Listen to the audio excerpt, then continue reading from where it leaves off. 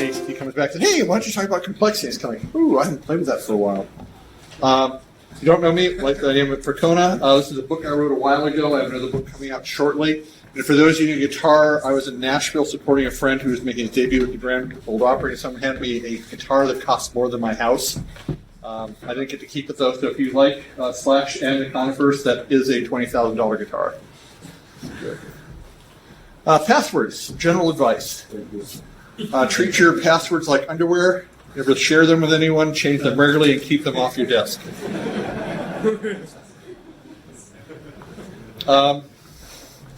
I started using MySQL when it first came out, and originally we used to have a thing in the user table that actually was the password string. Now it's called the authentication string, and if you want to take a look at what your password looks like, it's been hashed, so you can actually see what they are. Now, the security guidelines that MySQL recommends are pretty good. Recommend anyone who's an admin take a look at these every so often. There's some tests you can do, like logging in as MySQL managed user group with no password, just to make sure there's a password there. The anonymous password days are long over, but you can still occasionally run into them. And make sure that you require all accounts to have a password. Now, for those of you who've never done this before, you create user with the username at localhost or whatever IP address you want to do, identified by password. Now, hopefully everyone in here has been around MySQL long enough to have done this. If not, see me later.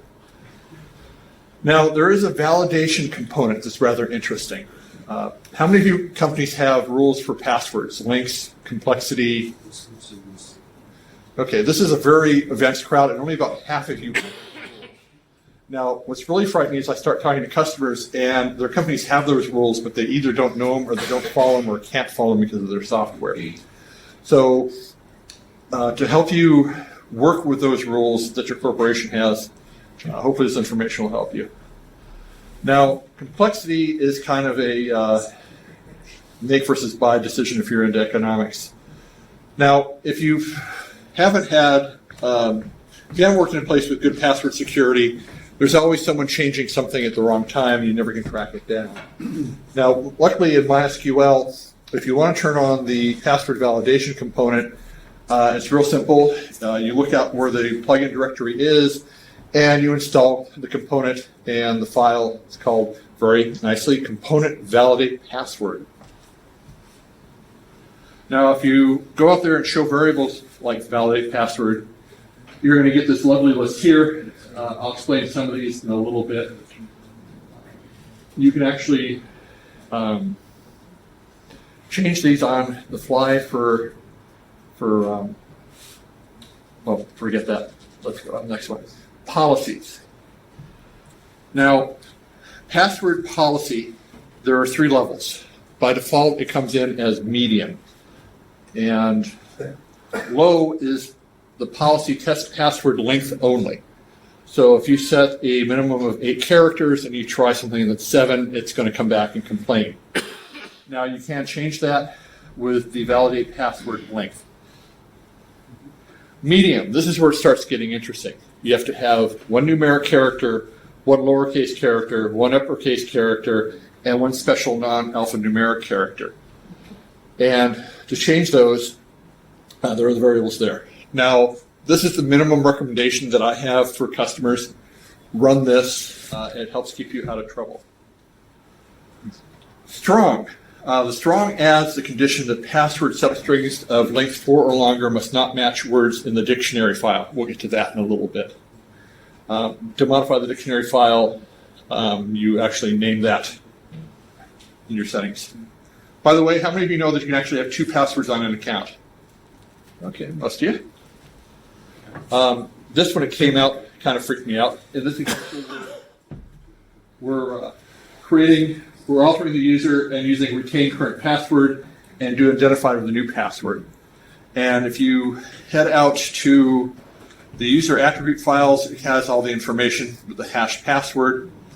If you have an application and you're changing the passwords and you can't change the password and the applications at the same time, this is a good way so you can run them in parallel.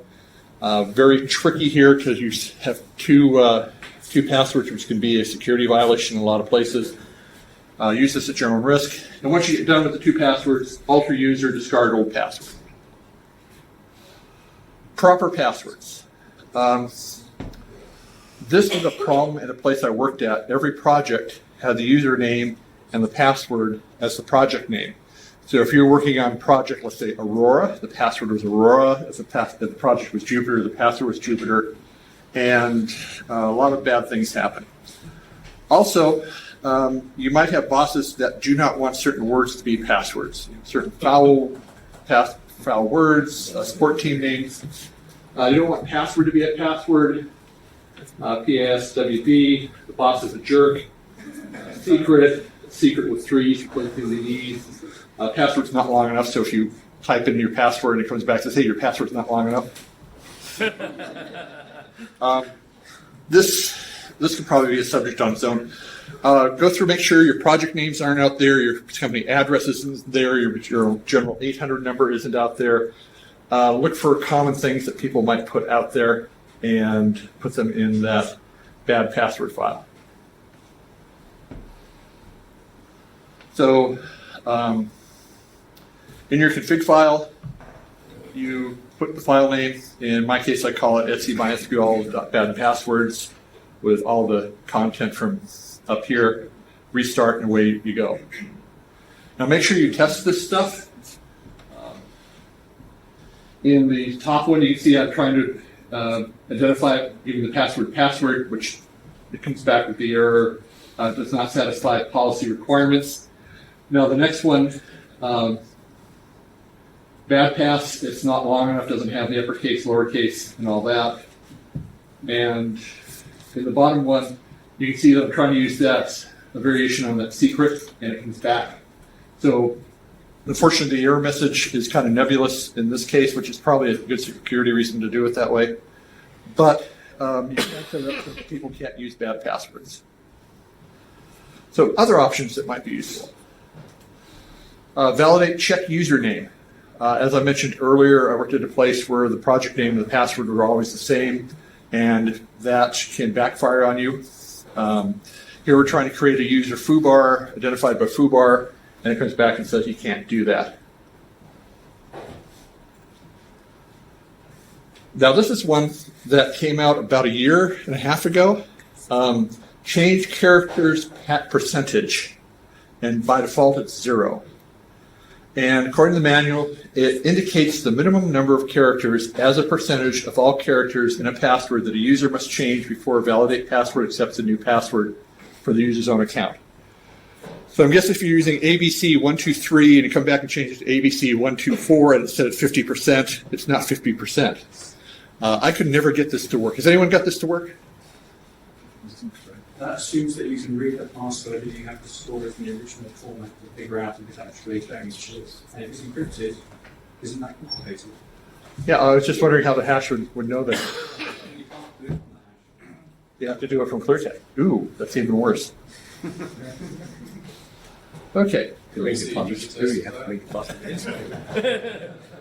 Well, my worry about this is I worked in places where bosses always use the variation of their kids' names strung together, and I can see them changing 1 or 2 letters and then getting more and more frustrated as they did that, not working. Rotation. You can set a lifetime for a password, the expiration for it, and the reuse. On the top one, we're setting the default password lifetime to 180 days. So roughly 6 months worth of use of the password. If you set it to 0, the password does not expire. And you can use set persist for all these, so you can set them on the fly. Now, the create user you see here, you set up the account, password expires every 90 days. So if you're a company that every 3 months you want to make sure people change the password, that's how you do it. Send an alter user. Another one you can do is set it up so that as they log in, password expired default, they have to set a password. Okay. Password history. It actually will keep track of what your passwords you're using and make sure that you don't reuse them. In the example here, 3 is equal to 6. You're going to have 7 different passwords minimum in your mental rotation going. And you set reuse intervals 365 days on an account. And with that, wanted to keep this short because I wasn't sure if we'd be running on time or not today. Use good passwords, make them complex, teach people how to create good passwords, rotate them on a regular basis, do not use the same password over and over. I'm doing a lot in the Postgres world right now, and I'm learning to use roles, and I really like them. One of the problems in the past is that you have someone, an accountant who hires a staff accountant junior, and you copy the privileges for the senior to the junior, and the junior shouldn't have some of the privileges, but they don't know that, you don't know that, and they end up wiping out something, and you end up doing a nasty restore. So learn to use roles and set them up for various tasks. Double check your corporate policy. And by the way, passwords paranoia is not necessarily a bad thing. And here's an example that, going back to the guitar, if you're a musician, you might want to have a favorite chord that you use as your password. I thought that was kind of cute. And with that, I want to let you know the slides are up on speakerdeck.com.